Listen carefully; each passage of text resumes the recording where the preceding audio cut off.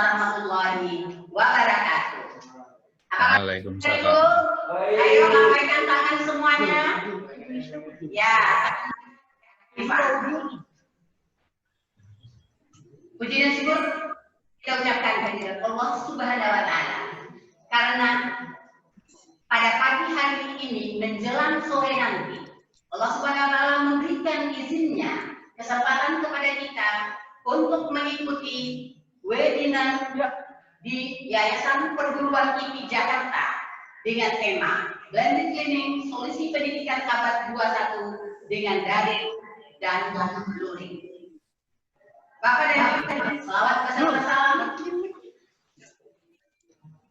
kita sampaikan kepada Nabi besar Muhammad Shallallahu Alaihi Wasallam, karena atas karakter yang dicontohkannya, alhamdulillah kita bisa berkomunikasi walaupun melalui dunia maya. Jika membuat kue, kurangi pakai pewarna. Hasil masakan letakkan dalam piring. Berhubung adanya pandemi corona, maka kita melakukan seminar secara daring. Bapak dan Ibu, lambaikan tangannya lagi. Tanda keaktifannya. Baiklah, Bapak dan Ibu,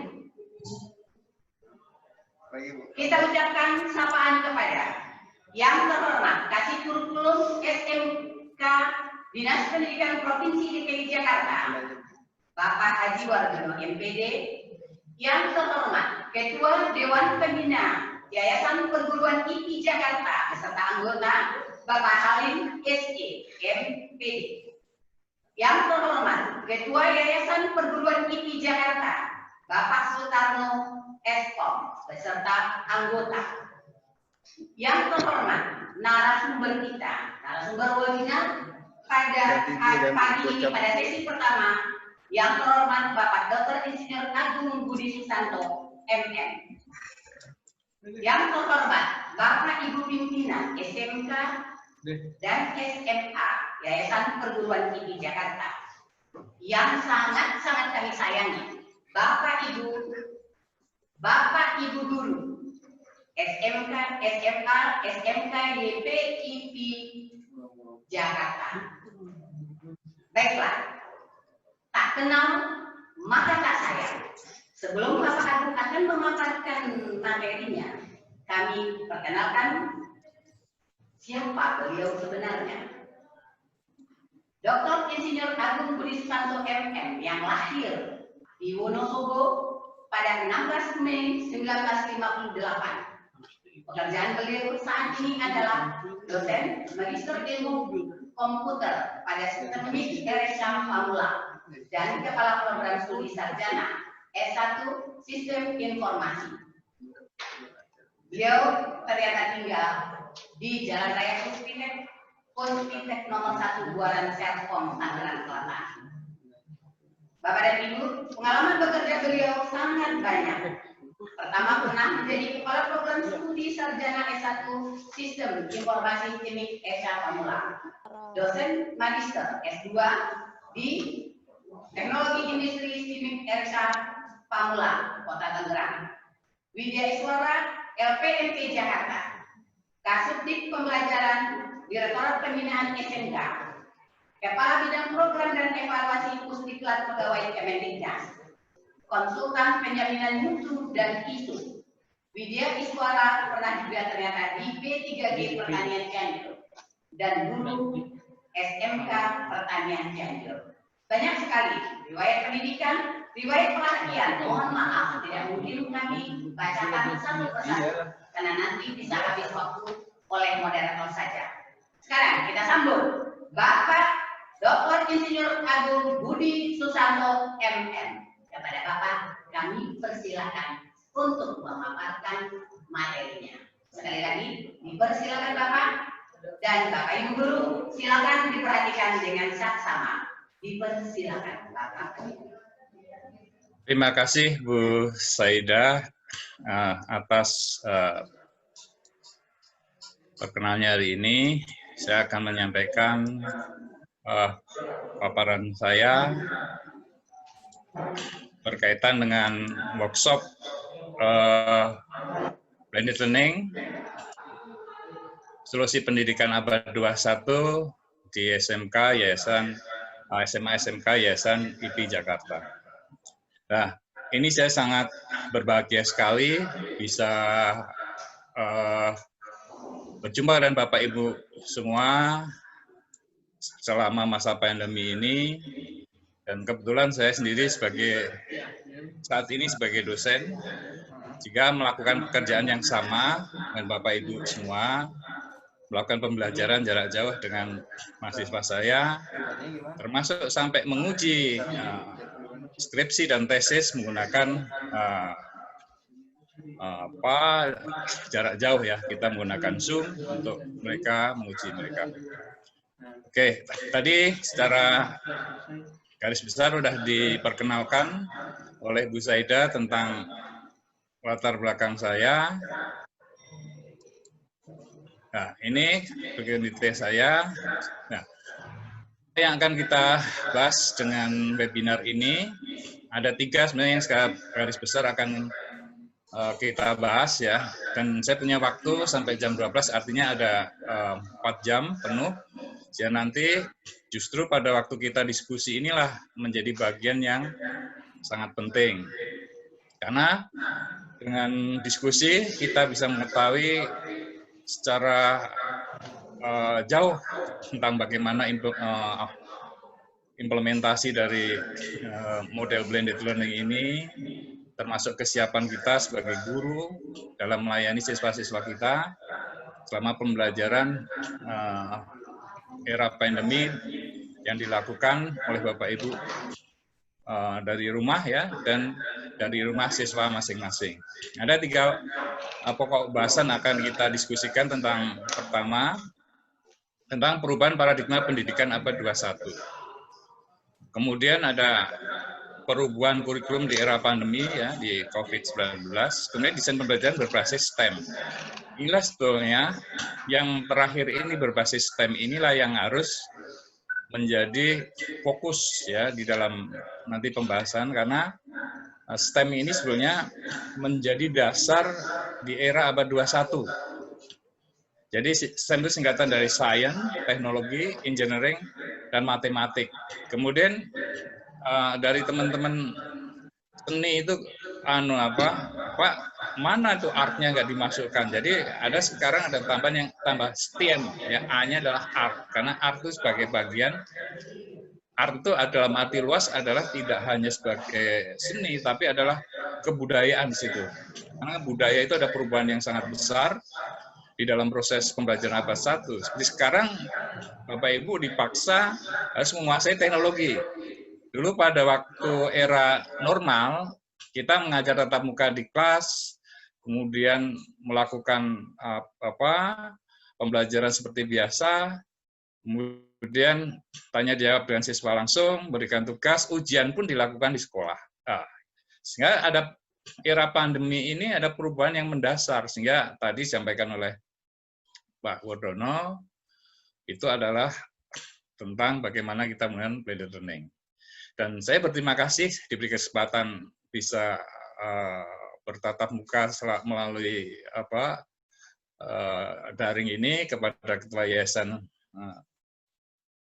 IP, kepada seluruh kepala sekolah, guru, dan yang di bawah naungan Yayasan IP, dan inilah menjadi era kita di era pandemi ini, bagaimana kita bisa menggunakan teknologi pembelajaran yang bersifat fleksibel. Artinya fleksibel ini kita bisa tatap muka daring seperti ini dengan teknologi yang saat ini kita gunakan Zoom ya. Walaupun itu banyak sekali yang sekarang platform yang banyak digunakan, tetapi ternyata Zoom ini paling mudah ya, paling artinya komplit, dan itu mudah digunakan. Kemudian fitur-fiturnya juga banyak, termasuk bisa kita merekam proses webinar kita ini. Oke, kita mulai di pertama tentang paradigma pendidikan abad 21. Nah, inilah kerangka pendidikan abad 21 ini yang pada waktu dulu pada waktu saya masih di Direktorat Pembinaan SMK, saya kebetulan pada waktu itu bergabung di Direktorat Pembinaan SMK di 2010. Kemudian 2013, saat saya menjadi Kasubdit Kurikulum, disinilah kita menyadari bahwa dunia itu sudah berubah, ya, sehingga ini dari UNESCO, kemudian dari pakar-pakar pendidikan seluruh dunia, kemudian melakukan pengembangan konsep. Apa itu pendidikan abad 21? Itu ada 4 ya yang menjadi dasar tuh.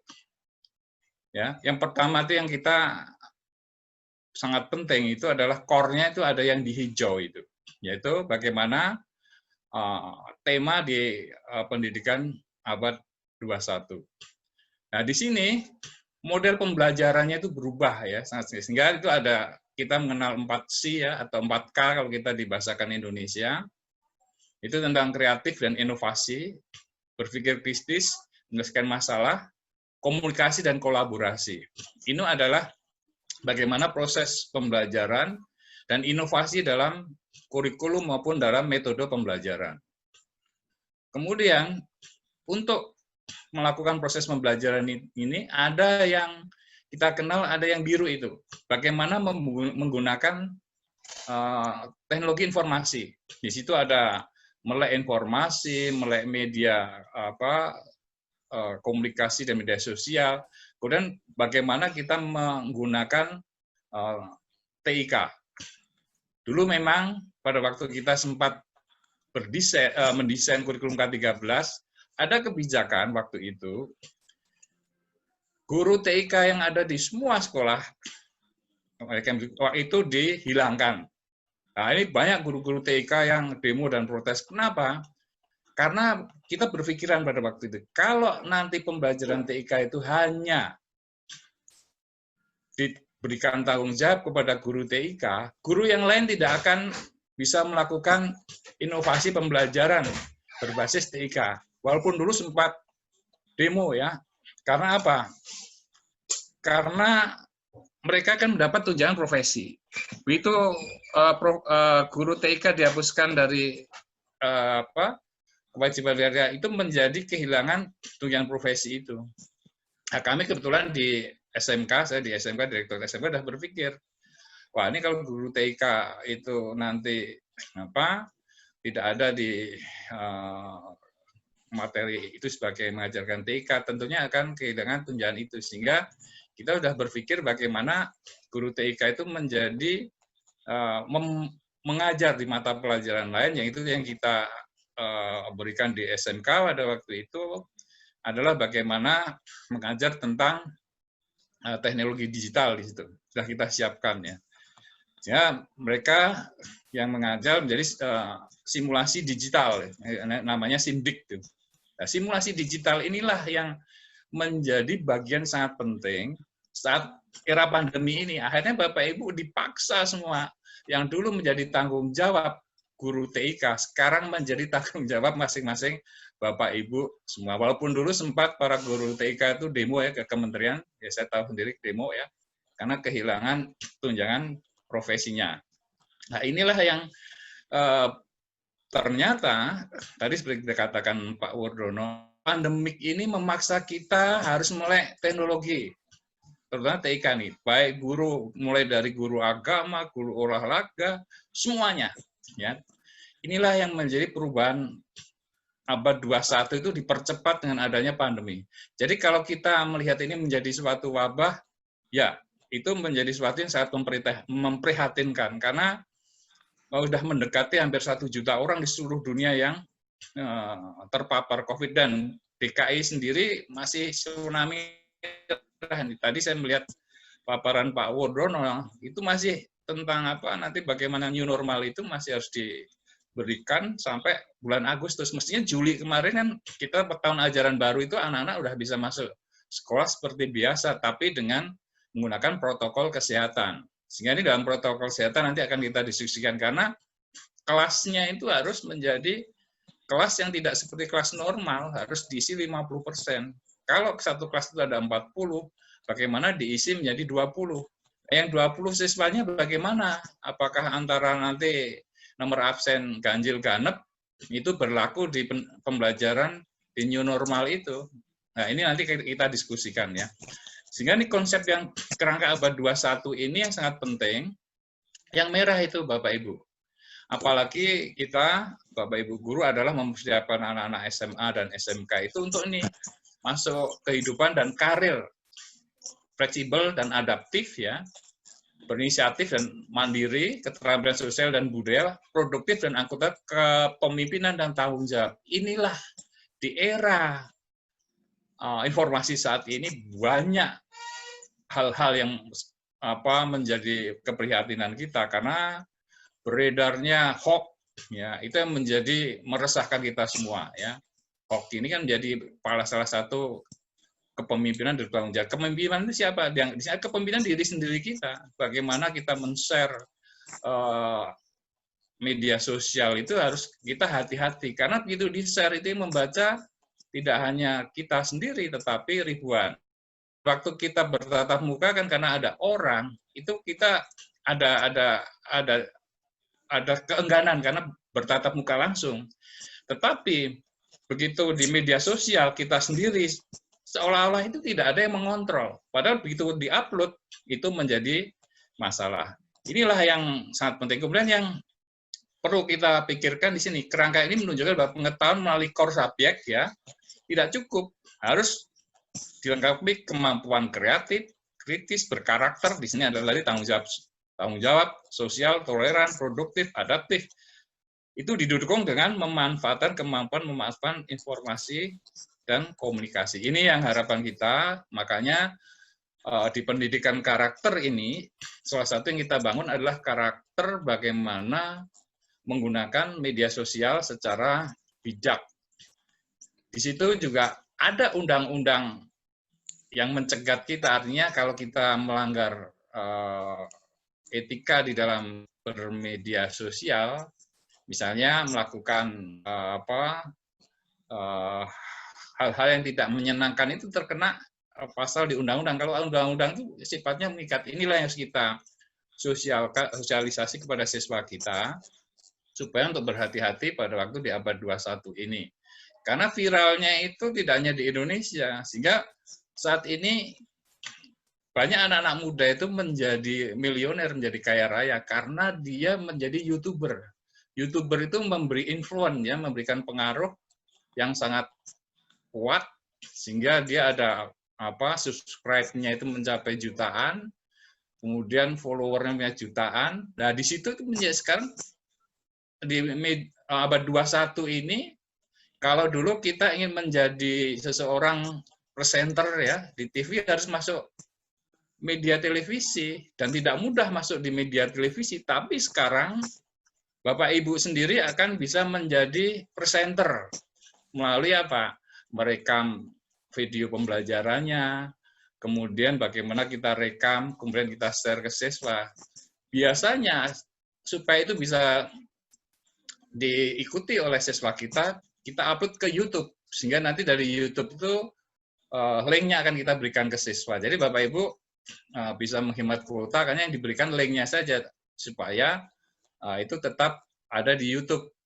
Nah, inilah teknologi yang terjadi perubahan secara mendasar di abad 21. Kemudian ini yang terpenting ini adalah ada generation gap Bapak Ibu.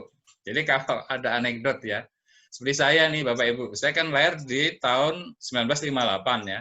Itu termasuk generasi baby boomer gitu Bapak Ibu. Kemudian ada generasi X itu yang lahir mulai tahun 61 nih. Ya, istri saya 61, dia udah beda generasi dengan istri saya, generasi X istri saya. Kemudian saya punya anak ini, mulai lahir di tahun 95 ada, 90 ada ya. Itu anak saya udah generasi milenial gitu. Kemudian siswa saya itu adalah generasi ini, generasi yang saat ini ya, generasi Z itu ya sekarang. Nah, ini perbedaan gap generasi ini, kalau kita yang saya termasuk baby boomer ini tidak mampu mengadopsi teknologi komunikasi akan tertinggal gitu. Kadang akhirnya kita sendiri belajar pada anak kita nih yang generasi Y ya, yang udah milenial ini dia sudah lahir di lingkungan yang dia sudah menggunakan apa Bapak Ibu. Anak saya yang pertama waktu saya masih sebagai dulu Widyaswara di Cianjur, dia itu udah mulai mengenal namanya PlayStation game, ya. Sehingga pada waktu hari saya kan istri saya kemudian tugas belajar di Belanda, saya di P4TK Cianjur, pulang jam 5 dari kantor itu, anak-anak kemana? Ternyata dia main di tetangga, tadi main PlayStation. Itulah perubahan pertama di ketemunya media untuk game ya. Nah, sehingga mulai disitulah generasi yang milenial ini dia tidak lepas dari game. Nah, game inilah yang akhirnya nanti akan kita diskusikan oleh Bapak Ibu. Dengan adanya pandemi ini kan mereka akhirnya belajar di rumah ya. Kemudian apakah anak-anak itu betul belajar dengan bagus dengan memanfaatkan waktu, atau di sela-sela itu lebih banyak main gamenya, Bapak Ibu. Sehingga ini yang nanti pada waktu kita melakukan evaluasi tentunya sangat penting ya. Jadi nanti harus kita membandingkan antara pada waktu proses pembelajaran secara normal di sekolah, kita bisa mengawasi secara langsung, ujian secara langsung. Itu di rumah, bagaimana tanggung jawab tadi ya, yang di life and career skill, justru di sini kita akan mengajarkan bagaimana tanggung jawab anak-anak kita itu betul-betul menjadi pembelajar yang mandiri. Artinya dia punya tanggung jawab bagaimana masuk di pembelajaran secara daring, kemudian saat dia melakukan pembelajaran secara luring, mengerjakan tugas-tugas, sehingga tugas-tugas itu bisa diberikan sesuai dengan apa yang disarankan oleh Bapak Ibu guru, sehingga anak-anak itu betul-betul disiplin. Ya, ini pengalaman saya sendiri. Selama ini kami memang di Universitas Pamulang dan Simek RSA sudah menerapkan platform e-learning ya. Sehingga konsep kami pada waktu masih normal itu adalah 60-40. Jadi ada pembelajaran secara tatap muka langsung di kelas, kemudian ada pembelajaran secara e-learning. Nah, ini kemudian menjadi, karena begitu kita menggunakan 100% daring ya, menggunakan e-learning, ada sesuatu yang hilang, yaitu tatap muka ini Bapak Ibu. Anak itu kita berikan modulnya, kemudian dari modul kita berikan tugas-tugas per tatap muka, mereka diskusi ya, dan kami menggunakan platform Moodle ya. Nah, kemudian menjawab diskusi-diskusi itu. Dan pada waktu mereka klik, kita bisa langsung absen, misalnya dari 40 siswa atau mahasiswa, atau 20 siswa atau mahasiswa. Itu bisa kita lihat, karena pada waktu kita memberikan tatap muka itu di sistem kami bisa memberikan batas waktu untuk menjawab diskusi. Sehingga di sini yang kita harus kontrol memang sebagai guru. Ini kalau belum menjawab dan lain sebagainya. Sehingga untuk melengkapi sistem yang ada di kampus, saya menggunakan Google Classroom yang kebetulan sudah saya upload, ya, saya buat di workshop ini, Bapak Ibu sudah saya buatkan di Google Classroom, dan saya sudah membaca Bapak Ibu semua dari Google Form yang Bapak Ibu isi, ya, apa yang selama ini dilakukan sudah saya baca semua. Tadi saya baru membaca sekitar 50 dari Bapak Ibu guru peserta ini, bagaimana dari survei awal proses pembelajaran di saat pandemi ini. Dan tadi ternyata setelah saya lihat, Bapak Ibu banyak menggunakan tethering ya. Nah, ini tethering. Jadi tethering ini memang kelemahannya Bapak Ibu. Begitu Bapak Ibu nanti 1 jam misalnya, 1 jam itu pengalaman kami dengan Zoom ya, dengan anak-anak yang secara online, itu dia menghabiskan 2 GB ini kuotanya. Nah, sehingga kalau kita dengan tethering, begitu kuota kita habis, terputus itu pasti ya. Sehingga saya sendiri di rumah menggunakan, kebetulan di komplek kami sudah ada IndiHome ya, dan IndiHome platformnya adalah fiber optik, sehingga ini mendukung sekali dalam proses untuk daring. Kemudian saya juga berlangganan punya license dengan Zoom. Jadi sebagai guru ternyata modalnya sekarang dalam daring ini, satu harus membayar langganan tadi, langganan IndiHome-nya itu 450.000 per bulan, ditambah dengan membayar iuran ke Zoom ya, setiap bulan dipotong dari kartu kredit saya $15. Ya total kurang lebih kita harus minimal mengeluarkan 750.000 per bulan untuk melayani pembelajaran secara daring, Bapak Ibu. Ya. Nah, inilah yang akhirnya problem tidak hanya di Bapak Ibu guru juga, di siswa juga. Siswa kan harus berlangganan kuota, berlangganan internet. Anak-anak juga menggunakan platformnya dengan internet ya. Ini memang dengan di HP kita kan itu udah 4G ya. 4G itu artinya mendownload dan lain sebagainya itu sangat cepat. Dan kuotanya inilah yang kemarin meminta kepada pemerintah untuk memberikan subsidi kepada siswa-siswa kita. Sehingga kebijakan pemerintah, anggaran BOS itu bisa diberikan untuk subsidi kuota. Nah, inilah yang menjadi kebijakannya. Ini yang menjadi tantangan kita di Indonesia. Nah, ini kita lihat Bapak Ibu. Ini adalah pembelajaran abad 21 yang ada di Amerika. Coba Bapak Ibu lihat. Amerika memang negara maju, ekonomi terbesar di dunia, sehingga siswa mereka pada waktu kuliah, ini kuliah umum kan ini, mereka menggunakan apa? Laptop semua Bapak Ibu.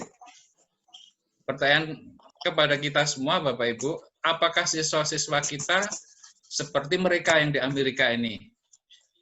Apakah sudah punya laptop semua?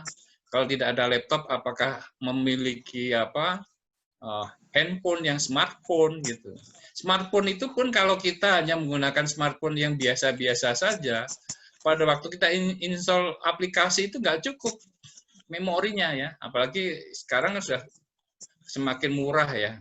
Sehingga memang saran-saran kami terutama Bapak Ibu guru ini harus mengupgrade HP-nya ini. Jadi paling tidak RAM-nya itu 6 GB, kemudian internal memorinya 128. Jadi HP kita itu sebenarnya sudah kayak komputer. Saya sendiri sudah 3 kali upgrade HP saya karena HP yang lama itu sudah tidak support lagi. Sehingga terpaksa saya harus menggunakan HP saya yang kita upgrade. Karena di HP itu dengan Google Classroom kita bisa lebih leluasa ya. Nah ini Bapak Ibu tantangan kita di abad 21. Kemudian tantangan menjadi sangat berat di Indonesia itu adalah kondisi kita yang berpulau-pulau, Bapak Ibu. Berpulau-pulau ini sehingga terjadi gap yang besar pada waktu pelaksanaan pandemi. Sehingga saya melihat di TV itu banyak guru-guru yang akhirnya mendatangi siswanya karena tidak bisa punya HP, internet tidak masuk. Sehingga pekerjaan guru yang dulu hanya datang di sekolah, bertemu dengan 40 siswanya, sekarang harus keliling, coba dibayangin Bapak Ibu. Itu kan akhirnya tambah biaya lagi kan kalau mereka mendatangi satu-satu siswanya. Ini yang menjadi kendala karena kondisi kita yang masih berpulau-pulau dan infrastrukturnya belum sesama dengan seperti kita. Bapak Ibu, siswa-siswa kita beruntung yang ada di Jakarta. Jakarta itu ibu kota negara, tentunya infrastrukturnya sudah bagus. Tetapi pertanyaannya kepada Bapak Ibu semua, apakah siswa-siswa kita sudah memiliki hardware-nya? Hardware-nya itu komputernya, kemudian ada langganan internetnya, ada wifi-nya, apakah HP-nya juga support di sini? Itu pertanyaan kita yang menjadi bagian. Saya tadi ada testimoni siswa tadi, ya tadi mengatakan bahwa pembelajaran saat ini dengan model daring ini ada sesuatu kekurangannya. Tadi tatap muka tidak bisa dilakukan secara langsung, kalau bertanya melalui daring. Problemnya kalau kuotanya habis, tidak bisa bertanya lagi, termasuk pada waktu ujian ya. Kadang saya wanti-wanti kepada mahasiswa saya pada waktu UTS dan UAS harus sudah menyiapkan kuota minimal 2 GB. Dan itu bisa dengan tethering. Karena kalau nanti pada saat UAS ini mereka terputus, ini akhirnya sama saja dia tidak melakukan UAS. Karena bagaimana di situ harus mengerjakan itu sesuai dengan apa yang kita harapkan. Nah, ini Bapak Ibu, teori Maslow abad 21 sudah berubah. Ini yang jadi tantangan kita semua. Kalau dulu bahwa kebutuhan dasar kita adalah bukan fisik ya, fisik needs, itu kebutuhan makan, pakaian. Sekarang itu berubah di era abad 21. Ternyata kita itu bingung kalau HP kita itu lowbat. Jadi kebutuhan utama dulu, baterai dulu Bapak Ibu, ngecas itu udah pasti itu. Kemudian kedua, punya wifi tidak.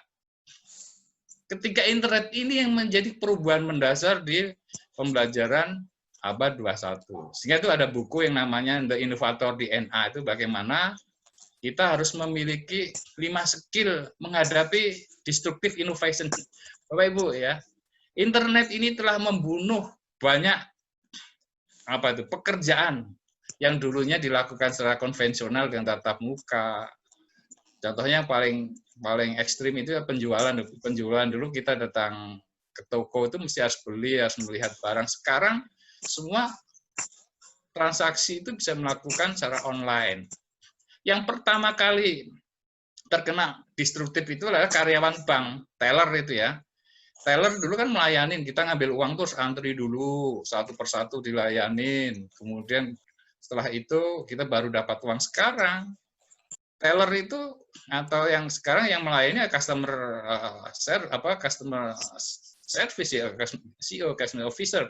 Pada waktu kita membuka akun di bank saja, mendapatkan nomor rekening, kemudian kita membayar pembukaan rekening, setelah itu nggak pernah ke bank lagi, karena uang itu bisa kita transfer. Kalau kita ingin memasukkan, tidak mesti harus bertemu dengan tellernya, sudah digantikan ke mesin. Itu yang pertama terjadi disruptif, pengurangan pekerjaan para teller di bank. Dan kita tentunya sangat diuntungkan karena kapan saja tanpa mengenal waktu bisa store uang dan bisa transfer uang ya kemana-mana tanpa harus datang ke bank. Ini adalah inovasi perubahan disruptif ini.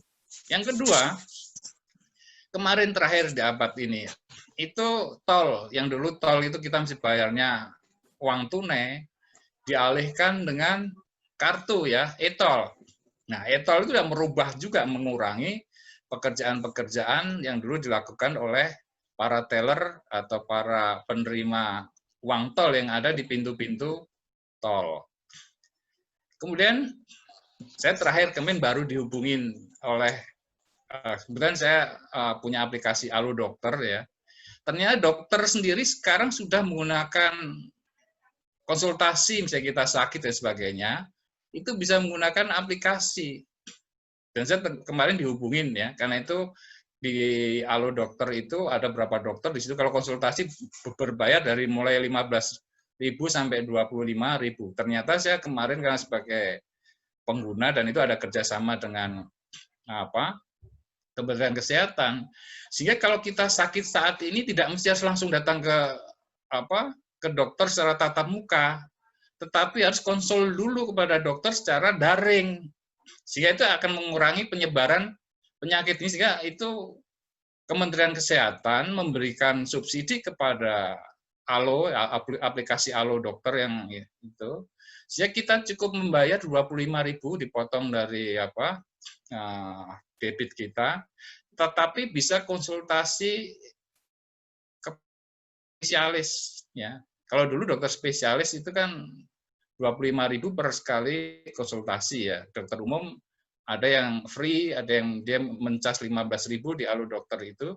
Sehingga inilah yang untuk mengurangi para dokter itu tidak terkena dampak dari COVID, karena ini yang berhadapan langsung head to head antara penderita COVID dengan dokter yang mengobati. Dan saya sendiri ikut prihatin ya Bapak Ibu, karena banyak dokter sudah terpapar dan wafat karena dia melayani para pasien yang menderita COVID. Ini termasuk anak saya sendiri yang sebagai dokter, dia nggak bisa pulang-pulang. Kalau datang ke rumah besok, dia harus menggunakan metode tadi yang distance learning, bukan distance learning ya, distance berjaga jarak, kemudian ada protokol kesehatan, nanti menggunakan masker kita, karena mereka bekerja di rumah sakit, ya pada waktu datang ke rumah pun harus steril supaya yang di rumah itu tidak tertular. Inilah beratnya kita COVID ini. Tapi alhamdulillah Bapak Ibu semua, vaksin itu sudah mulai diketemukan, walaupun ini tahap ketiga akan diuji di Indonesia. Saya baca di berita kemarin, itu harganya sekitar 15 sampai 20 dolar. Itu karena itu dikembangkan di Cina, kemudian oleh Bio Farma di Bandung akan diuji cobakan kepada uji coba tahap ketiga. Dan Bio Farma sendiri sudah mengembangkan, sehingga nanti harapan itu ada vaksin yang produk dalam negeri sehingga ini bisa lebih murah ya. Karena ini saya melihat gejalanya belum turun gitu. Kemudian era destruktif ini lagi di bidang teknologi ini. Bapak Ibu sudah install di HP masing-masing tidak? Ada namanya Google Assistant. Nah, Google Assistant ini itu ibaratnya udah kayak guru bagi anak-anak.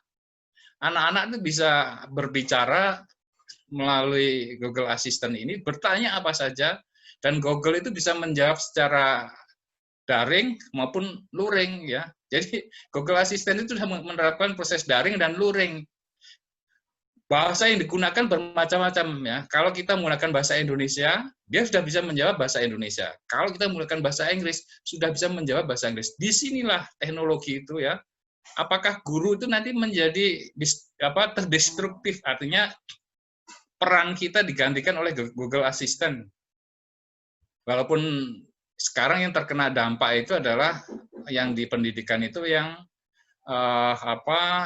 bimbel ya. Bimbel itu kan digantikan oleh ruang guru ya. Sehingga ini memang banyak bimbel. Tetapi setelah kita melihat tadi paparan dari siswa kita, kemudian komen-komen dari siswa kita, itu mereka tetap menginginkan ada tatap muka di sekolah, karena fungsi manusia itu adalah makhluk sosial, sehingga dia itu bosen di rumah selama berbulan-bulan ya, tidak bisa datang ke sekolah, tidak bisa bertatap muka, tidak bisa berolahraga bersama, olahraga sendiri. Inilah ya sifat dasar manusia itu yang ada yang hilang di sini. Ya. Sehingga peran guru dan dokter pun tidak akan terhapuskan oleh inovator ini, dari inovasi di bidang teknologi ini. Karena dokter itu nanti pada waktu memeriksa harus menyentuh pasiennya, Bapak Ibu. Secara daring kan hanya mendiagnosis gejalanya kan. Tetapi pada waktu apakah benar itu yang kita derita itu adalah penyakit X, kan harus dipegang, diraba, ditanya. Ada sakit di mana, dokter tahu karena organ-organ kita ada melekat di tubuh kita. Yang tidak bisa kita lakukan dari jarak jauh. Termasuk kita sebagai guru. Kalau kita pada waktu mengajar bisa menyentuh pundak siswa kita, bersalaman dengan siswa kita, kemudian bertatap muka langsung, ekspresi kita bisa langsung melihat siswa, itu yang tidak bisa tergantikan. Jadi tidak usah khawatir antara dokter dan guru yang memang pekerjaannya adalah bagaimana melayani secara langsung ya siswa maupun pasien itu akan tergantikan dengan teknologi. Tapi justru ada teknologi yang membantu guru dan siswa mempermudah proses pembelajaran. Kalau dulu sebelum pandemi, Bapak Ibu wajib datang ke sekolah, benar nggak Bapak Ibu? Harus, kalau yang rumahnya jauh, misalnya di Bekasi, satu yang di Petojo ya, itu perlu waktu begitu sholat subuh sudah berangkat, kemudian harus naik kereta. Saya berkali-kali pada waktu masih di LPMP DKI, kalau saya mengajar di Jakarta Barat, saya tidak pernah membawa mobil, saya pasti akan naik KRL, sehingga saya akan dari Tanjung Barat naik di sana, itu udah kayak pindang itu, numpuk empet-empetan. Bisa dibayangkan Bapak Ibu, karena itu yang ditularkan virusnya adalah corona yang kita karena harus berjaga jarak, kalau itu masih diberlakukan, wah satu kereta itu bisa terpapar semua. Dan pengalaman ini ternyata betul, karena pada waktu di Bandung ada deklat militer yang di camp, ya di camp itu 1.000 orang positif semua, karena tertularnya memang melalui kontak dan melalui udara. Yang terakhir ini kan dari seluruh dunia, WHO menyatakan bahwa virus corona itu ternyata bisa tidak hanya droplet, tetapi dia bisa terbang ya, bisa terbang di udara nih. Makanya kita ditambah lagi pakai pelindung muka itu Bapak Ibu, ya, pelindung muka, pakai masker, aduh. Nanti yang terakhir, apakah kita kayak baju astronot di bulan? Ya, ini harapan kita tidak, semoga pandemi segera berlalu karena vaksinnya sudah ditemukan. Nah, ini paradigma pembelajaran abad 21 Bapak Ibu. Bapak Ibu dipaksa sekarang oleh COVID itu harus punya aplikasi ini. Jadi pada waktu kita ada aplikasi yang menggunakan Moodle, itu adalah platform pada waktu menggunakan tatap muka ini secara daring ya. When Android ini di HP kita nih, komputer ya, dan ini yang di samping kita ini adalah media sosial yang dipakai. Bapak Ibu bayangkan, paling kita hanya menguasai tadi yang ada WA, siswa mengatakan dengan WA, Google Classroom, ada Google Meet ya. Nah, itu 3 platform itu harus kita kuasai. Kalau WA sudahlah sehari-hari, kita memang sehari-hari WA, dan WA itu membantu kita karena dulu pada waktu sebelum ada WhatsApp itu, kita kirim email, kirim file itu melalui, sekarang dengan WA kita bisa kirim email secara cepat, kirim materi dan sebagainya dalam bentuk semua platform file bisa di sana. Nah, ini abad 21 perubahan yang ingin kita lakukan ada FOSI ini. Jadi yang dulu metode pembelajarannya adalah teacher center, berubah menjadi student center. Nah, ini konsep abad 21 dan awal K13 ini yang dimaksudkan ini. Ada anak bagaimana dengan FOSI ini, ada kreatif ya. Kemudian inovasi, creative thinking di situ, dan innovation ya. Creativity, kemudian creativity and innovation, kolaborasi dan komunikasi. Ini ada 4. Ini anak-anak melakukan komunikasi, kolaborasi bersama ini. Tetapi pada waktu di proses kolaborasi dan komunikasi, dia harus bagaimana bisa melakukan critical thinking. Maka di program pelajaran K13 kita harus memberikan problem-based learning kan, dan project-based learning, ya kan. Nah, di sini ada, inilah siswa akan mendiskusikan masalah, dan ini akan berkolaborasi dalam diskusi ini. Kondisi saat ini tidak mungkin karena kita COVID sehingga harus jaga jarak dan sebagainya. Inilah yang dulu di K13 akhirnya bisa tatap muka, digantikan yang di samping ini menjadi bagian yang daring ya. Ini luring ke daring sehingga blended learning itu menjadi solusi di kurikulum abad 21. Nah, ini spektrum pembelajaran berbasis teknologi Bapak Ibu. Face to face learning ya, tadi yang kita katakan tadi tatap muka langsung ya. Kemudian daring itu kan, daring bisa melalui online ya. Ini maka di sini ada blended learning ya, hybrid di sini. Kemudian bagaimana mendistribusikan pembelajaran, teleconference, e-learning ini yang di atas ini yang menjadi platform paling dasar. Kemudian turunannya, contoh turunan face to face learning ini ya. Turunan dari face to face learning itu podcast. Ada open learning, web-based training, palm learning. Ini adalah turunan dari face-to-face. Contoh yang podcast yang terkenal itu anak-anak muda sekarang, termasuk kadang saya melihat Najwa Shihab, Deddy Kobuser itu punya podcast itu. Dia wawancarain, kita melihat dia hanya di videonya saja ini, Bu, Bapak Ibu.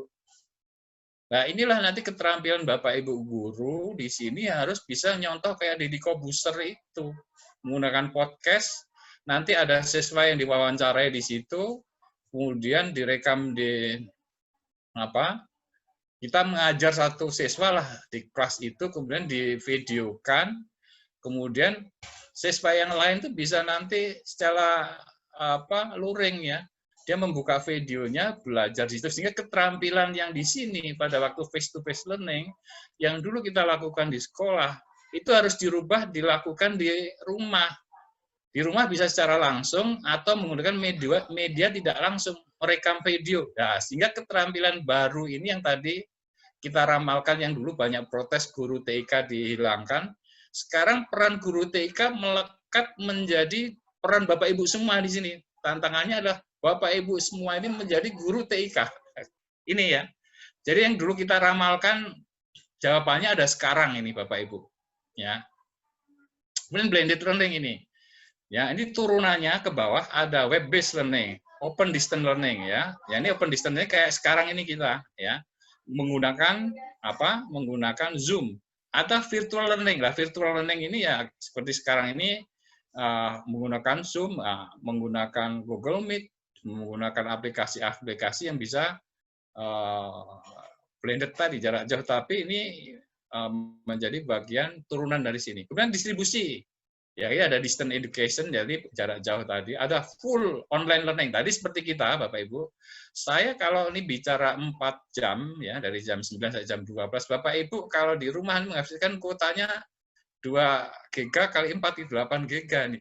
Kalau terus, makanya kalau Bapak Ibu ingin hemat di kuota, saat ini nggak usah langsung ya. Jadi Ibu cukup videonya ditutup. Videonya di-close, hanya kita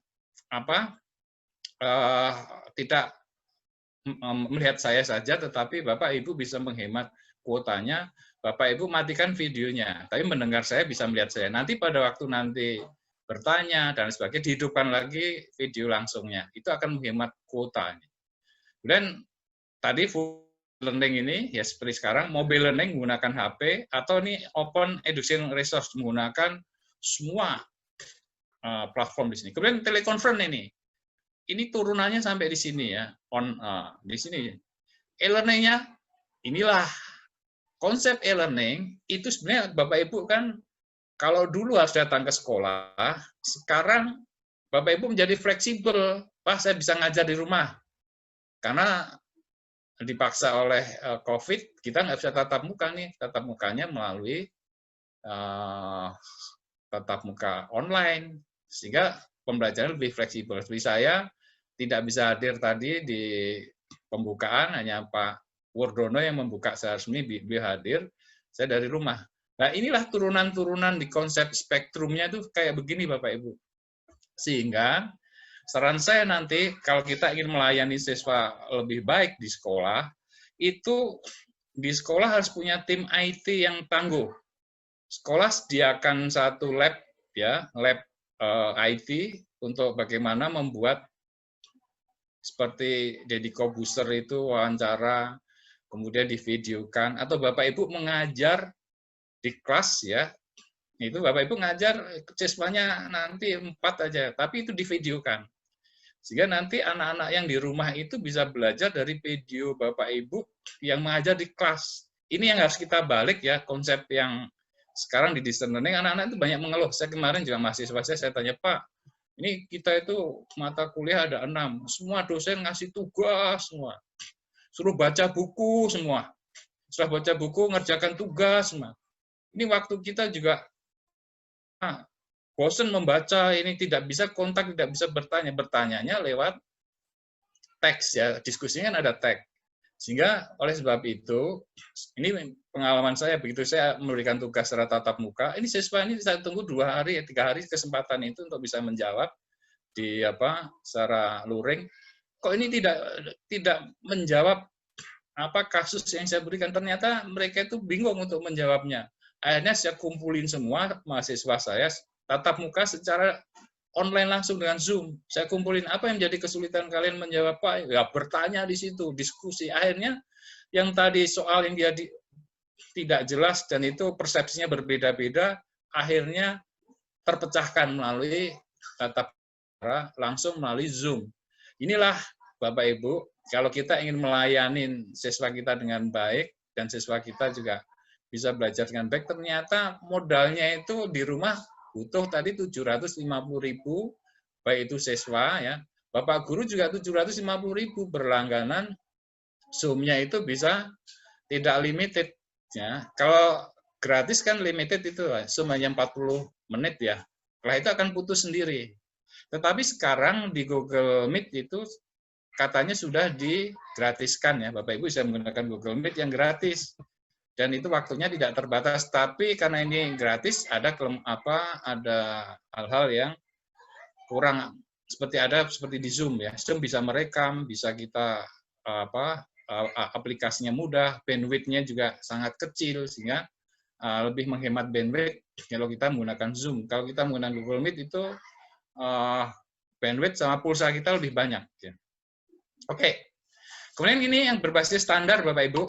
Tadi sudah dijelaskan oleh Pak Wardono bahwa Pak Wardono dan tim di DKI sudah membuat bagaimana standar pendidikan kurikulum yang berbasis daring ya. Ini sehingga di situ memang mengkaji lagi KIKD, kan tadi kan dari 45 menit akhirnya harus diturunkan menjadi 30 menit. Sehingga KD tadi harus bisa diintegrasikan. Ini kalau KD ini nggak butuh KIKD yang dua gitu ya, sehingga itu diintegrasikan supaya 45 menit itu menjadi 35 menit. Kemudian buku teks ya, buku teks ini tetap menjadi bagian yang sangat penting. Kemudian pada waktu classroom assessment ini juga sudah berubah ya, school assessment-nya Bapak Ibu menggunakan berbasis daring. Salah satunya paling mudah Bapak Ibu menggunakan Google Form Bapak Ibu. Saya sudah mencoba Google Form ini tadi sudah sebagai survei Bapak Ibu, dan Google Form itu sangat mudah dipelajari, tapi Bapak Ibu harus punya email Google Gmail, kemudian harus memiliki Google Drive ya. Jadi ada Google Drive, dan Google Drive itu bebas atau kita free sampai 15 GB ya. Kalau Bapak ingin meningkatkan itu butuh membayar ke Google, bisa kita upload di storage kita menjadi 100 GB, bayar ke Google, sehingga itu akan lebih leluasa menyimpan file kita ada di Google Drive yang minimalnya hanya 15 GB menjadi 100 GB. Bapak Ibu membayar, ini nggak terlalu mahal, 200.000 kalau nggak salah bayarnya itu. Kemudian evaluasi pemerintah ini satu-satunya siswa kita kemarin saya melihat dia sangat sedih karena angkatan COVID ini tidak bisa membuat buku kenangan. Itu kan ada anak-anak itu kalau pada waktu ujian kemarin, ujian nasionalnya juga dibebaskan, tidak melakukan ujian nasional.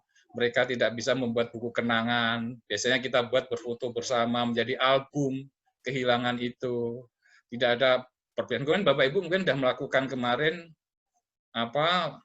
wisuda atau setara, sehingga wisudanya hanya melalui tayangan gitu. Nah, inilah menjadi perubahan yang nanti di 5 basis ini berubah ke sana. Nah, kemudian saya ulang lagi yang di sini. Jadi abad 21 ini yang terpenting merah ini Bapak Ibu. Ya. Kemudian yang biru. Ini dua-duanya ini kan ini dulu ya. Ini harus terpenuhi nih. Bagaimana kita di kuning, zona kuning itu harus didukung dengan biru dan merah ya. Tapi yang utamanya adalah zona kuning dan biru ini. Zona biru itu yang kuning bagus, nanti harapan kita siswanya pada waktu learning outcome-nya di sini. Kehidupan dan karir.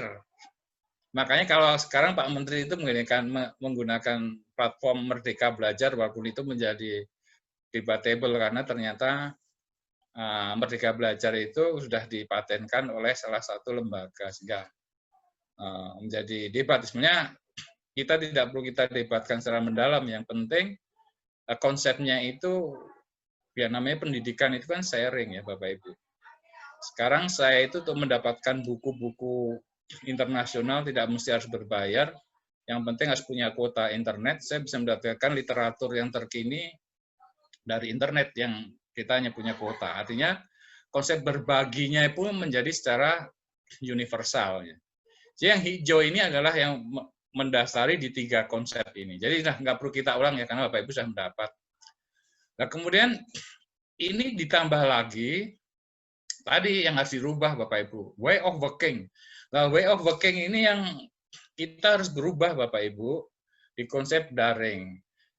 Oleh sebab itu Bapak Ibu, kalau Bapak Ibu menggunakan Zoom, itu ada media di Zoom yang kita bisa menggunakan breakout.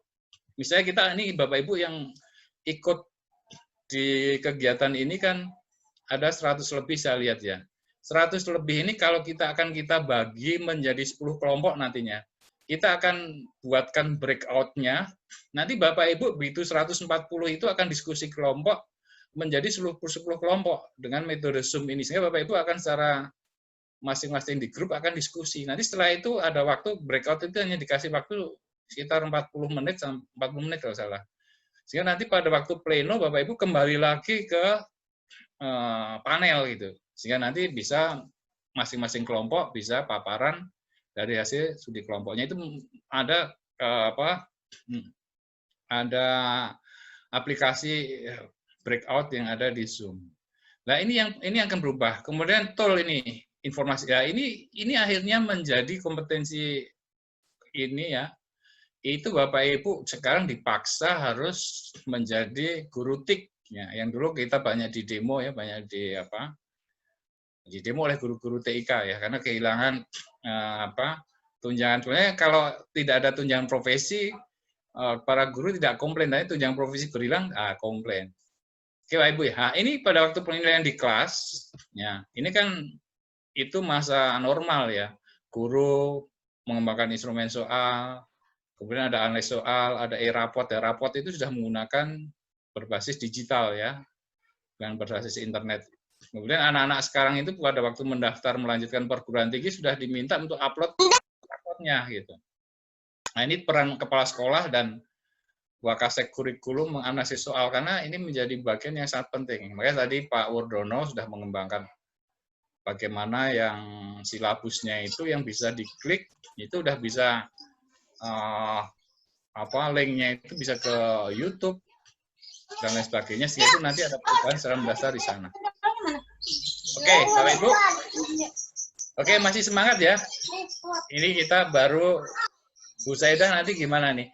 Kalau kita memberikan 4 jam gitu bicara terus kan ini atau kita per sesi aja ya. Nanti ada sesi 1, ada tanya jawab, selesai di sesi ini, kemudian lagi dilanjut sesi 2, sesi 3. Sehingga ada 3 tanya jawab dan mungkin nanti yang sesi terakhir kita akan memberikan tugas yang Bapak Ibu tugas itu nanti tidak mesti harus diselesaikan sekarang jadi PR yang nanti bisa Bapak Ibu di-upload di Google Classroom ya.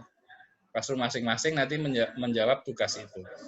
Dan saya ini Bu Widya nanti akan memberikan di sesi kedua di jam 1 sampai jam 4 nanti yang lebih detail tentang bagaimana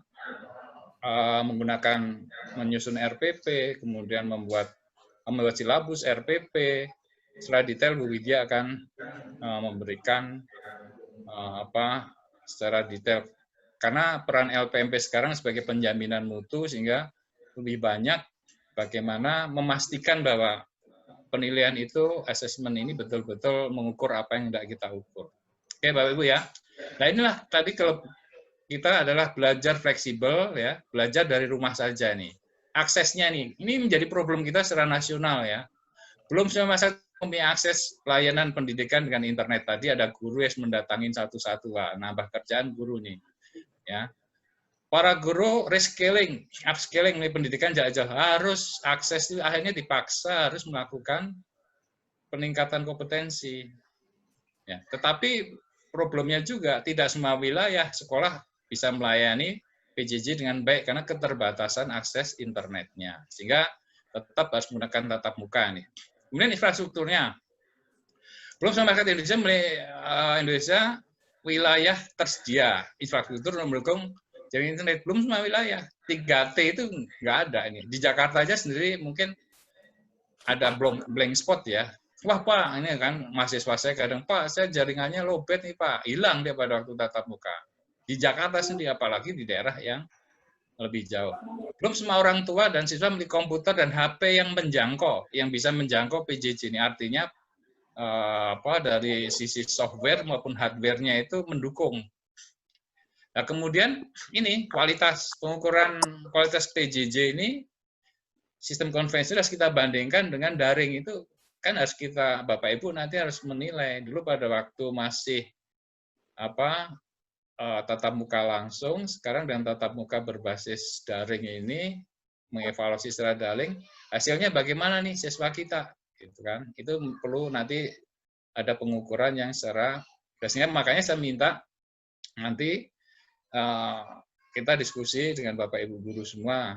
Kemudian mutu nih. Jadi Bapak Ibu terakhir kualitas nih Bapak Ibu dipaksa harus upskilling dan reskilling lagi menjadi guru TIK. Sekarang yang wajib Bapak mulai belajar secara mandiri adalah membuat YouTube Bapak Ibu. Bapak Ibu harus belajar ngomong di depan kaca sendiri, di rumah belajar sendiri ngomong di depan kaca, ya ngomong di depan kaca. Kemudian kita menjelaskan di belakang di rumah Bapak Ibu ada whiteboard ya. Bapak Ibu kalau yang menjelaskan seperti guru di kelas gitu, tapi direkam dengan video, rekamnya pakai HP kita saja. Nggak usah kita beli kamera yang bagus. Ya, kalau kamera bagus ya silahkan punya kamera bagus akan lebih baik ya. Di HP kita bisa nggak masalah. Nah, ini adalah saat pandemik itu tuntutan kualitas itu tidak hanya siswanya saja, tapi Bapak Ibu dipaksa semua menjadi guru TIK yang itu dulu sudah kita debatkan pada waktu awal membentuk kurikulum K13. Nah, tadi ini saya capture tadi paparan dari Pak Wardono, kebijakannya ternyata ini masih emergency break ini. Ini kan mestinya Juli ini Bapak Ibu sudah harus masuk kan ya. Ternyata diperpanjang ini. Ya, pembatasan tadi PSBB-nya masih dilanjut 14 lagi. Ya, ini tahap ketiga nanti ini 10 sampai Agustus ini. Tetapi pada waktu ini karena masih new normal itu masih COVID-nya masih masih ada peningkatan sehingga tatap muka di sekolah itu tidak bisa seperti kita normal ya. Nah ini mesti kelasnya tadi kan jadi problemnya kan separuhnya, harus jaraknya 1 meter gitu, menggunakan. Nah padahal sekarang yang menjadi problem ini, ternyata klaster baru itu ada di perkantoran Bapak Ibu. Kemdikbud di Gedung D, itu kemarin 17 pegawainya terpapar tuh COVID. Pelan lembaga administrasi negara juga ini sekarang lagi lockdown itu. Sehingga itu menjadi problem ini. Ya mudah-mudahan vaksin nanti bisa diketemukan dan kita sudah akan terbebas. Oke, Bapak Ibu. Kemudian ini tadi Pak Wardono sudah mengatakan itu blended learning, fase satu kan blended learning. Fase kedua karena sudah mulai masuk, ada daring, ya blended itu ada luring jadi ya. Ya nanti ini kemudian yang di daring itu bisa tatap muka di sekolah nih tentunya dibatasi. Kemudian ini fase ketiga aja begitu, tapi tidak semuanya masuk ya. Sehingga tadi aku chapter itu sudah ada video conference, Zoom Meet, Google Meet, Webex, Team Meet. Jadi ini adalah alternatif media daringnya. Kemudian ada YouTube, WhatsApp. Saya juga punya data, kemudian karena saya masih jadi WA group di kurikulum SMK, saya lihat ada 127 yang di grup itu saya baca, banyak yang menggunakan platform. Yang paling populer itu adalah Google Classroom dengan dengan WhatsApp gitu. Ini kan ini ada LSM-nya Moodle, ada Edmodo ya. Nah ini tentunya tergantung sekolah nanti akan menerapkan platformnya apa. Yang penting Bapak Ibu guru ada platform yang sifatnya open source yaitu Moodle atau Edmodo. Dan Moodle ini pun bisa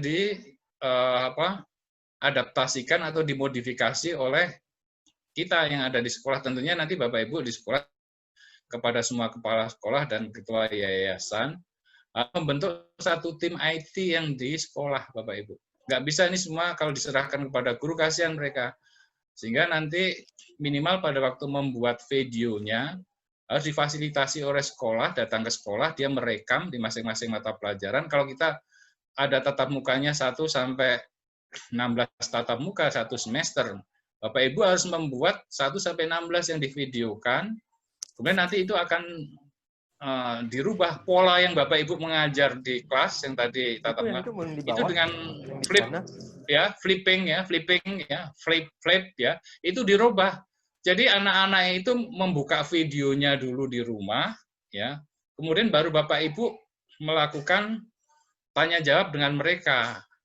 Sehingga itu dirubah dulu. Sehingga kalau sekarang ini nanti kasihan kuotanya Bapak Ibu. Anak-anak akan kehabisan kuota sehingga video itu bisa anak-anak download dulu di rumah, kemudian dia akan belajar secara mandiri dengan video itu, sehingga ini strategi untuk menghemat pulsa, tadi yang menjadi keluhan. Jadi, tapi tantangannya Bapak Ibu, semua guru membuat paparan videonya, kalau 1 semester ada 14, ada 16 tatap muka, itu divideokan semua, tatap muka pertama, kedua, ketiga, ke-16 dalam bentuk video.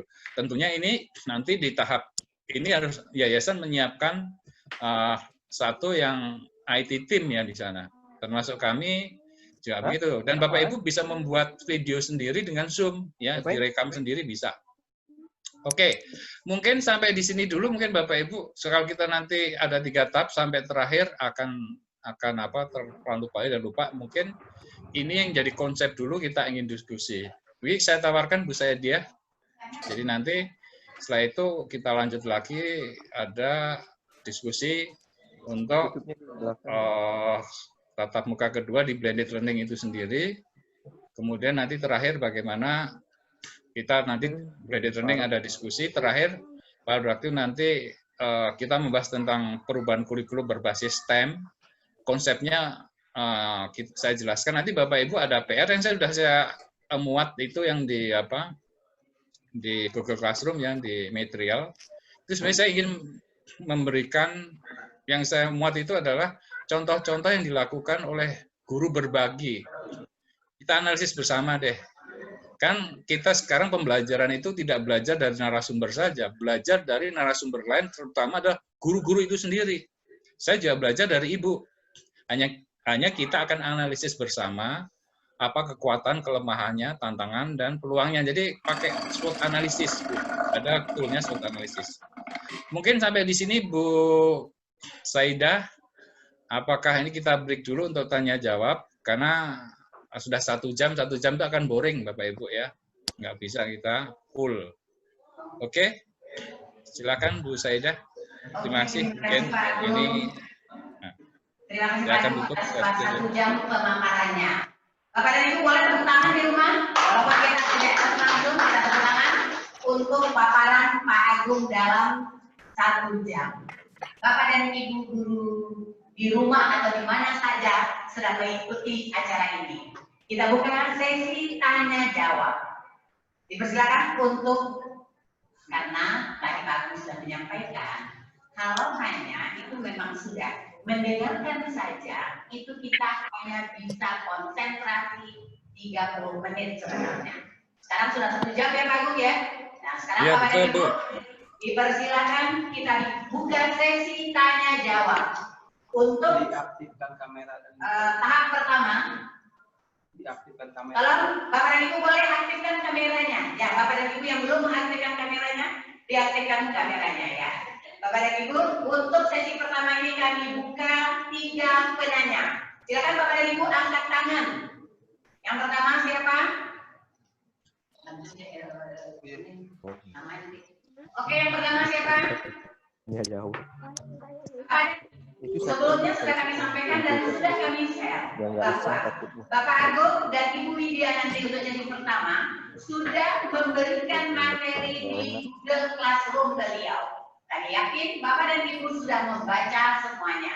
Kemudian sudah mendengarkan paparan beliau. Pasti Bapak dan Ibu ingin bertanya. Dipersilakan. Lukas mana? Siapa pertama? Bapak dan Ibu tunjuk tangan. Kami buka sesi pertama untuk tanya jawab ini 3 orang penanya. Itu ada. Ayo siapa? Bapak Sukri ya. Oh udah ya Bapak Sukri. 1 Bapak Sukri. Mana Bapak Sukri? Angkat tangan Pak Sukri.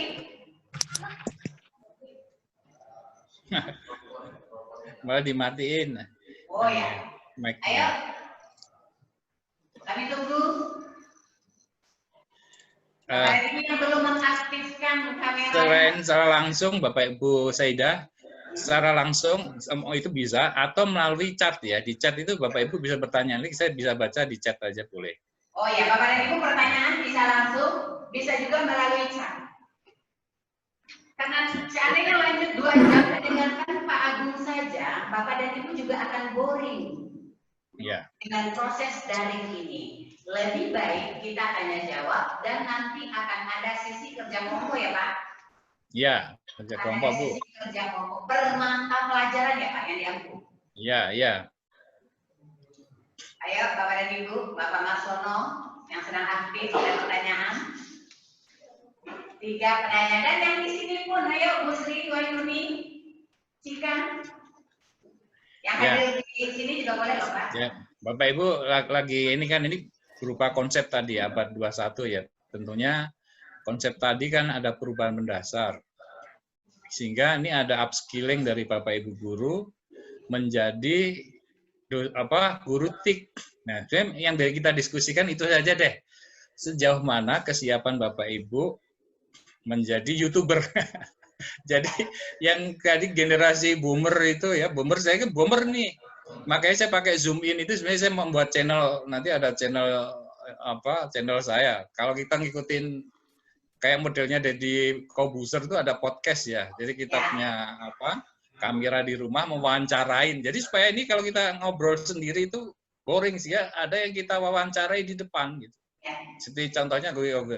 Inilah yang nanti mungkin metode itu yang Bapak Ibu lakukan untuk membuat video di rumah, tapi yang diwawancari anak Bapak Ibu menjelaskan, gue divideokan di melalui whiteboard ngajar satu anak saja, tapi divideokan. Ini menjadi upskilling baru.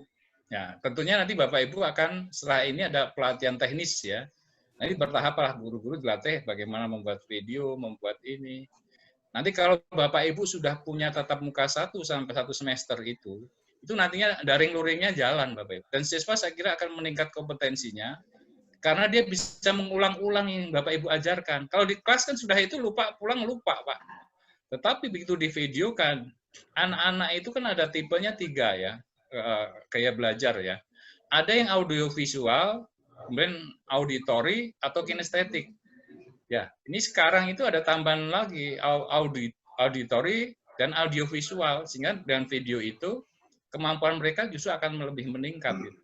Nah, mungkin itu pertanyaan saya yang saya buka, saya bertanya kepada Bapak Ibu deh, saya tanya deh. Dari saya sekarang gantian Bu Sadia. Saya milih ya, justru saya bertanya nih ada namanya masing-masing kan ya. Oke, saya bertanya ke ini Bapak Dwi Ramadhani. Halo Pak Dwi Ramadhani. Halo. On tidak ini? Bu Tiara aja deh, Bu Tiara. Saya bertanya nih, siap Bu Tiara? Ya. Iya Pak. Pertanyaan saya, bahwa di era pandemi ini ada kemampuan yang harus ditingkatkan oleh Ibu sebagai guru karena ada kemampuan daring ini. Kalau kita mengajar begini nggak apa-apa, masih kayak ngajar di kelas saja. Tetapi ada kemampuan yang di suatu saat Bapak Ibu harus seperti di kelas, tapi di kelas itu dialihkan di platform video. Sehingga Ibu harus punya skill untuk merekam yang diajarkan, misalnya pada waktu minggu pertama Bapak Ibu kan punya jadwal per minggu kan. Saya jadwal per minggu misalnya 2 jam mata pelajaran 2 kali 45 menit. Itu kan 90 menit. Sehingga di daring tadi sudah dikatakan oleh Pak Wurdono dikurangin menjadi 2 kali 30 menit. Hanya 1 jam Bapak Ibu membuat video itu. Gimana Bu Tiara, kesiapan itu sejauh mana? Ini dipaksa guru-guru harus punya kemampuan merekam gitu. Silahkan Bu Tiara. Ya, terima kasih Pak atas kesempatannya. Ini saya juga lagi mikir gitu untuk kebetulan minggu depan saya mau bahas, saya guru bahasa Inggris, jadi minggu depan saya mau bahas pertanyaan anak-anak tentang apa yang tidak mereka mengerti di materi yang udah saya kasih minggu ini gitu. Tadi saya mikir kalau saya pakai Google Meet, kadang kan anak-anak tuh saya minta isi absen aja mereka kayak telat gitu. On-nya tuh nggak sesuai sama jam pelajarannya kan. Jadi berarti yang sesuai tatap muka gitu lewat daring berarti nggak bisa gitu. Terus Bapak bilang akhirnya ngerekam terus di-share ke YouTube. Nah, itu juga saya lagi mikir, Pak. Kalau saya ngerekam sembari saya ngomong doang, kan mereka juga nggak tertarik gitu ya. Sedangkan sekarang banyak video pembelajaran yang udah lebih menarik gitu. Tapi di sini saya kan bukan mau ngajar, tapi mau diskusi gitu sama anak-anak, mau jawab pertanyaan mereka, apa yang mereka nggak ngerti. Menurut saya, yang perlu saya tingkatin buat bikin video itu, saya masih nggak ngerti cara share layar. Misalnya ada muka saya nih, kan sekarang YouTuber itu banyak yang mereka lagi main game, ada mukanya, terus ada layar gamenya. Nah itu sih yang saya masih penasaran tuh, gimana sih caranya tanpa ada, apakah itu harus ada hardware tambahan atau enggak gitu. Itu aja sih Pak. Saya Ya. masih belum ahlinya di situ Pak. Ya bagus Bu Tiara, inilah yang menjadi kendala para guru semua. Karena Bapak Ibu dipaksa menjadi YouTuber instan, nggak bisa Bu. Prosesnya ada proses belajar. Saya sudah kepada Bu Endah sudah saya share, kebetulan saya menjadi admin di Jateng Digital Class ya. Saya sudah share, di situ ada guru yang namanya Pak Mufid. Pak Mufid itu berbagi bagaimana mengajar secara digital dan lain sebagainya. Dia motonya setiap hari satu video, dan itu dia share itu gratis di grup WA-nya di Jateng. Kalau Bapak Ibu ingin nanti share, silahkan. Mungkin nanti share-nya adalah di masing-masing MGMP saja satu ya. Ini masing-masing MGMP nanti kalau itu ada hal yang baru, silahkan videonya di-download, kemudian di-sharekan kepada guru-guru yang lain, ya, sehingga nanti di grupnya itu betul-betul terwakili masing-masing. Karena apa? Dengan satu yang mewakili, nanti ada tanggung jawab sosial. Ini gimana nih, kan ikut menjadi yang Jateng Digital Class. Nanti Bapak Ibu dituntut oleh anggotanya, tolong di-share dong videonya lah, sehingga itu menjadi bagian ada kolaborasi. Kalau nanti kita berikan semua satu-satu belajar sendiri-sendiri, ya, akhirnya itu nanti tidak efektif. Jadi anggotanya per masing-masing MBMP di sekolah saja, sehingga itu akan Ibu Endah sudah saya admit di situ ya untuk menjadi anggota di WA group itu. Itu guru bagus Pak Mufid. Tadi memang Ibu ada satu media yang ini Zoom ini bisa untuk merekam Bapak Ibu. Bisa paparan paparan kita tadi bisa terekam, Bapak Ibu sambil ngomong itu jelasin tahapan seperti yang kita tayangkan itu. Tapi yang free hanya 40 menit. Jadi Bapak Ibu, kan itu tadi dikurangi jadi 30 menit itu kan. Yang Bu Tiara ya. Satu JP kan 30 menit. Sehingga Bapak Ibu merekam menggunakan Zoom tadi itu cukup untuk satu tatap muka online. Nah, Bapak Ibu bisa itu di situ berulang-ulang sampai nanti berhasil membuat video. Tentunya ini akan bagus kalau dibantu oleh tim IT, karena untuk kita untuk bisa muka kita terang dan sebagainya butuh media lain. Mesti harus disinar, pakai lampu di depannya, harus ada pencerahan sehingga kemudian apakah video yang kita buat itu resolusinya bagaimana, nanti kalau dibesarkan itu kabur tidak, sehingga harus ada pakai HD ya.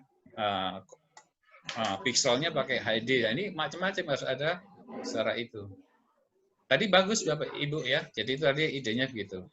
Oke, tadi sudah terpecah. Nah, saya sudah baca semua tadi di hasil survei saya melalui Google Form. Bapak Ibu semua menggunakan Google Classroom. Ada yang WhatsApp ya. Ada yang Google Meet. Tetapi menjadi problem Bapak Ibu berlangganannya tethering, itu kan tethering kuotanya kan. Ya, suatu saat nanti tiba-tiba pada waktu kita diskusi begini habis nih, waduh beli lagi terputus. Nah, sehingga akan lebih murah memang berlangganan secara bulanan, misalnya menggunakan IndiHome, kemudian ada kuota yang murah lah, cari kuota provider yang murah itu yang tidak bisa 400.000, tapi bisa dipakai satu rumah gitu, sehingga ini menjadi bagian yang sangat penting. Kadang saya pada waktu daring begini, istri saya di lantai atas, saya di bawah gitu. Istri saya kan juga masih Widyaswara di Pusdiklat, dia ngajar para dosen karena ada CPNS yang dia harus diklat di Pusdiklat. Oke Bapak Ibu, oke ya. Tadi harus belajar. Tadi ini yang jadi tantangan kita adalah satu, nanti pada waktu membuat video itu harus membuat skrip dulu. Ini harus diajarkan dulu cara membuat video. Ada namanya storyboard. Ya, Bapak Ibu menulis dulu skenario-nya dulu. 40 menit tatap muka tadi, apa yang diajarkan, pokok bahasanya apa yang harus dicapai, dan itu harus dibuat dulu GPPP-nya ya. Jadi ini namanya, kalau kita GPPP-nya adalah berbasis daring. Jadi bagaimana kita mendesain video ini, akan ada pelatihan tersendiri nanti itu. Nanti kalau dilanjut silahkan nanti Bapak Ibu mengundang ahlinya ya, yang bisa mengajarin Bapak Ibu untuk membuat video secara bagus. Gitu. Mungkin itu tadi ya. Oke, kepada Pak, wah ini namanya sama nih, namanya Pak Muhammad Agung. Ya, sama dengan saya Muhammad Agung. Pak Muhammad Agung, halo. Ini sekarang gantian saya yang bertanya. Ya, ini guru olahraga kan Bapak. Ini masih mute Pak. Coba di merahnya diklik. Ya, Pak. Ya. Sebagai guru olahraga, pertanyaan saya, Bapak itu mengajarkan olahraga itu kan selalu tatap muka, langsung. Jadi kalau sekarang daring itu Bapak mengajarkan olahraganya bagaimana nih? Apakah anak-anak di rumah, ayo di kamera masing-masing kita olahraga? Gimana Bapak? Ini menarik ini, coba nih pengalaman Bapak Muhammad Agung. Terima kasih Pak. Kebetulan baru 2 kali pertemuan yang saya lakukan. Dan juga baru masuk ke Google Meet, langsung dengan penjelasan-penjelasan. Kemudian yang nantinya memang kalau pelajaran olahraga itu biasa di lapangan kan 80%, 20%-nya di kelas. Berhubung karena PJJ, jadi saya juga harus menguasai selain presentasi secara online. Kemudian nantinya saya akan mau merekam pertemuan minggu ke depan. Selain anak-anak, saya juga akan mencontohkan video saya. Itu masih ada kesulitan. Saya masih mengupload video dari pembelajaran dari MGMP yang diberikan ke saya. Itu baru saya share, Pak, tentang permainan bola besar. Yang nantinya saya juga harus bisa mencontohkan permainan-permainan materi pembelajaran yang lainnya. Ini yang belum saya bisa lakukan, Pak. Itu, Pak. Terima kasih, Pak. Ya itulah kesulitan kita kan, kalau kita pada waktu konvensional langsung saja dah medianya ya kita sebagai guru, sebagai narasumber langsung. Tapi sekarang begitu pandemi harus ada perantaranya, Pak. Video itu akhirnya kita harus syuting. Jadi bintang film jadinya. Iya, Pak, para betul. guru menjadi aktor dan aktris ini. Nah, inilah yang padahal menjadi artis dan aktor itu harus belajar ya, belajar sineografi, belajar peran gitu kan, dan lain sebagainya. Tentunya ini menjadi tambahan baru. Semua guru akan menjadi aktris dan aktor karena harus bertatap muka secara daring dan memvideokan, memperagakan caranya di video. Walaupun itu sudah ada kemarin tuh, misalnya konser musik bersama-sama kan, pakai Zoom itu semua musik itu di on bisa, ya konser bersama dari rumah masing-masing. Olahraga bisa dari rumah masing-masing, tetapi harus share online gitu kan. Nah ini yang ya, mungkin ini yang paling mudah online dulu Pak. Share, Bapak langsung saja praktek, direkam. Nah setelah itulah direkam. Tadi kalau pakai Zoom, Bapak bisa menggunakan free 40 menit. Sehingga Bapak Ibu batasin aja, direkam 20 menit. Selesai. Berlatih berulang-ulang 20 menit, setelah itu selesai. Ya, nanti direkam dengan Zoom ya. Bisa otomatis Zoom itu direkam. Klik hasil rekaman Bapak Ibu akan terekam di storage-nya atau di filenya di Zoom. Itu Pak ya, tentunya ini nanti bertahap. Baik, Ya, Pak. sudah bagus tadi, MGMP-nya sudah. Nanti harus begini saran saya, memang ini Bapak Ibu harus kolaborasi dengan MGMP. MGMP itu nanti begini, misalnya guru matematik nih, ya guru matematik nggak bisa ngajar itu, kan anak-anak harus di papan tulis itu, nggak bisa kita kasih tag, kasih PowerPoint-nya kita menjelaskan, nggak bisa, sulit. Harus divideokan, ya. Kemudian di MGMP itu dibagi Bapak Ibu. Satu, kita harus membuat GPPP-nya dulu secara daring, ya.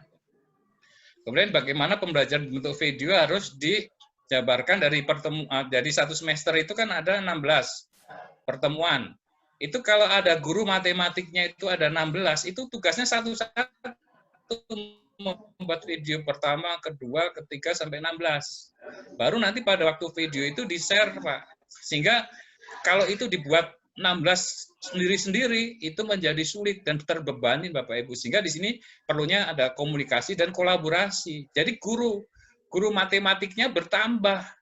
Yang dulu kalau kita pada waktu normal satu orang, sekarang guru matematiknya itu bisa sharing mungkin 4 atau kalau 16 kan itu nggak mungkin. 16 itu dibagi berapa 3 atau dibagi 3 misalnya.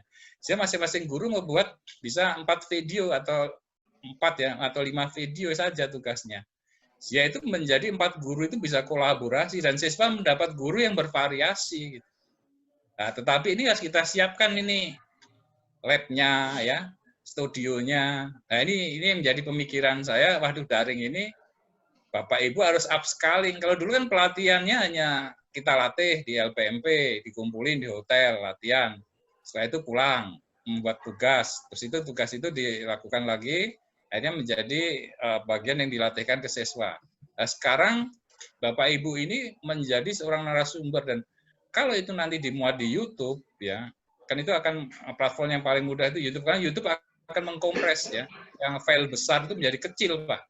Ya, sehingga itu bisa dipelajari melalui dari HP, anak-anak bisa belajar dari HP-nya masing-masing. Nah itu Pak tantangannya Pak. Jadi Bapak Ibu sudah di MGMP bagus ya Pak Muhammad ya, Pak Muhammad Agung. Sehingga nanti saran saya, masing-masing guru olahraga itu berkumpul, tugasnya mana membuat video mana, gitu kan. Nah, nanti dikolaborasi menjadi satu materi bidang olahraga. Itu Bapak Ibu.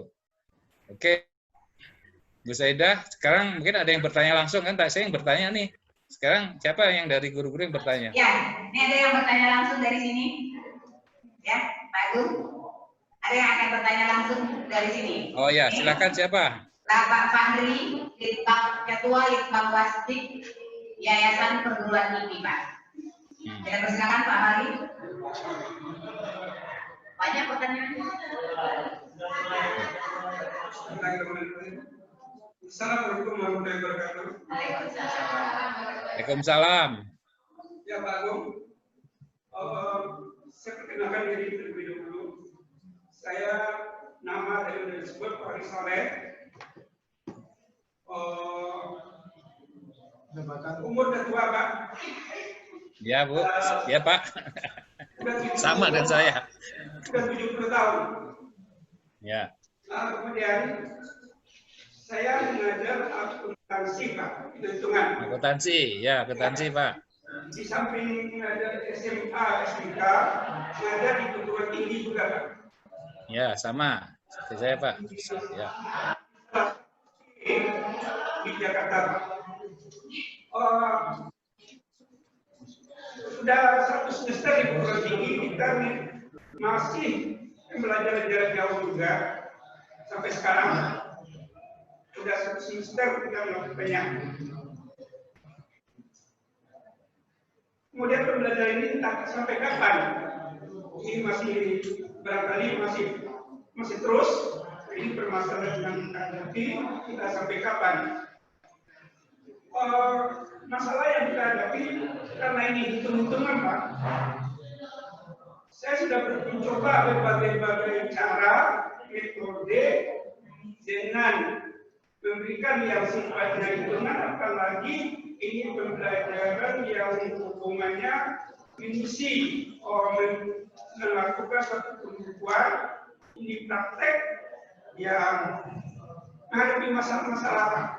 Sudah banyak sih coba sistem ya baik bertinggi mau dia sikap menghadapi masalah-masalah sudah dicoba. Saya pakai kalau untuk di perguruan tinggi itu pakai Zoom. Ya, Zoom ini masalahnya yang dihadapi yaitu setelah berjalan ada beberapa orang yang keluar karena kuotanya itu cukup habis sehingga Ya kuotanya habisnya. Ya habis sehingga mundur. Kemudian sehingga tidak bisa mengikuti sampai habis pokok bahasan tersebut. Jadi saya sudah mencoba cara-caranya dengan itu. Pertama saya berikan terlebih dahulu dibikin rencana 1 semester 16 kali pertemuan dan 14 kali pertemuan dengan 2 kali tambahnya kemudian kemudian sudah saya sampaikan kepada mahasiswa, kepada siswa juga sudah saya sampaikan pertemuan selama 1 semester.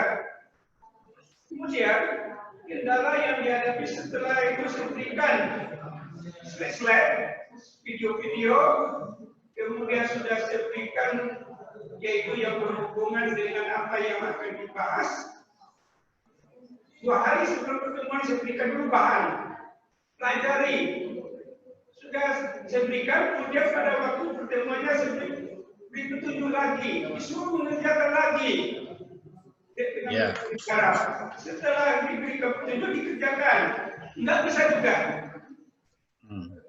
Dengan berbagai metode, kemudian saya berikan jawaban yang benar, kemudian saya berikan soal lagi, itu lagi masalahnya. Ya, barangkali bagaimana jalan keluarnya, sudah pakai video, sudah pakai barangkali sudah tatap muka, pakai Zoom, barangkali 2 arah, masih juga timbul suatu masalah dalam pelajaran itu teman-teman. Karena itu ini perlu dipraktekkan. Kalau hanya tanpa tunjuk saja, dengan berikan jawaban saja, ini timbul suatu masalah. Ini saya minta pendapat dari Pak Hukum bagaimana jalan keluarnya. Ini masalah yang berhubungan dengan bahan, metode yang dihadapi. Kemudian masalah penilaian juga itu bermasalah. Ketika kita memberikan suatu pertanyaan, kemudian kita berikan waktu, dalam waktu pelajaran seperti kumpul, sedikit yang kumpul. Tapi kalau sudah kita kasih waktu sampai, misalnya sampai nanti malam kumpul, sudah banyak kumpul karena kopi pasti saja dari teman-temannya. Nah, ini muncul masalah yang dihadapi, masalah penilaian, apalagi nilainya keterampilan yang berhubungan dengan yang praktek. Ini timbul suatu masalah di dalam pembelajaran. Maka saya tanya Pak Agung bagaimana jalan keluarnya hal-hal yang demikian dengan sudah termasuk dicoba. Ya, saya ingin mahasiswa juga menguasai apa yang saya berikan. Tapi ya kendala-kendala muncul juga dengan permasalahan-permasalahan tersebut. Itu barangkali masalah yang saya hadapi, terutama yang berhubungan dengan praktek baik akuntansinya, bagaimana praktek untuk melaksanakan suatu pembukuan sampai laporan laba ruginya, kemudian penilaiannya, ada penilaian yang bersifat barangkali pengetahuan, keterampilan, nilai sikap, bagaimana kita melaksanakan sesuai dengan kurikulum. Demikian sementara Pak. Terima kasih. Wassalamualaikum warahmatullahi wabarakatuh. Waalaikumsalam. Ya, terima kasih Pak. Kakak saya juga menghadapi hal yang sama, seperti Bapak. Tetapi ternyata untuk yang akuntansi sebenarnya dengan saya mengajar di ilmu komputer itu bisa memantau mahasiswa kita atau siswa kita itu pada waktu menggunakan Zoom misalnya, anak-anak itu bisa langsung share screen dari komputernya, Pak. Seperti Bapak Ibu Bapak mengajarkan akuntansi, misalnya bagaimana membuat posting ya, sampai membuat neraca ya. Nah, itu kan dia bisa praktekkan apa yang diajarkan itu di laptop dia gitu, Pak, di share screen ke gurunya. Karena saya pada waktu mengajar materi di magister yang mengajar enterprise resource planning, mahasiswa saya paksa harus install dulu aplikasi Odoo ya, Odoo versi 12 atau 13. Saya pantau, Pak. Itu udah bisa install aplikasi ini belum? Satu-satu saya tanya, coba komputernya dibuka. Oh, sudah ada, udah jalan. Kemudian saya kasih tugas, di Odoo itu banyak modul-modulnya, kita kasih tugas kelompok. Nanti kelompok paparan, dan paparan jadi komputernya. Kemudian dengan Zoom ini, kami sebagai dosen itu bisa remote, Pak. Jadi dia harus klik remote, nanti kita bisa mengarahkan dari komputer kita, dari rumah, ke komputernya, mahasiswa ini caranya begini, diklik sini, klik. Itu dari komputer saya, Pak. Nah, itu ini tentunya harus belajar lagi teknologi ini. Ada di fasilitas itu, ada di Zoom remote. Tetapi remote itu problemnya bandwidth, itu bandwidthnya nggak ada, wah itu akan lemot malah menjadi hang gitu kan. Itu problemnya. Jadi sebenarnya Zoom itu platformnya guru bisa melakukan mendirect mouse-nya itu dari rumah, Pak. Bisa, Pak. Sehingga Bapak ngajarin akuntansi misalnya tadi, oh ini cara postingnya tidak benar, nomor akunnya tidak sama misalnya, problem kan. Nah, sehingga itu Bapak bisa cek, oh ini salahnya di sini. Itu bisa dari komputer kita dari rumah. Tapi anak syaratnya itu membuka komputernya, apa yang dikerjakan di komputer itu di-share melalui Zoom. Tetapi problemnya tadi seperti Bapak sampaikan, anak-anak harus tersedia kuota, kalau enggak ya tiba-tiba menghilang. Mahasiswa saya banyak itu, awal tuh 40, loh ini kok tinggal sekian, Pak, mohon maaf, ini kita sinyalnya lemot Pak, ada gangguan Pak, hujan, ngilang dia. Nah sehingga saran saya supaya ini menghemat kuota, anak-anak jangan terbebani kuota, ini MGMP masing-masing itu harus membuat video pembelajaran yang direkam. Rekamannya itu diserahkan ke siswanya dulu untuk di-download, sehingga dia belajarnya secara offline, ya tidak menggunakan pulsa, tapi di-download dulu, sehingga dia membuka videonya, belajar setelah itu, baru nanti Bapak Ibu berikan tugas.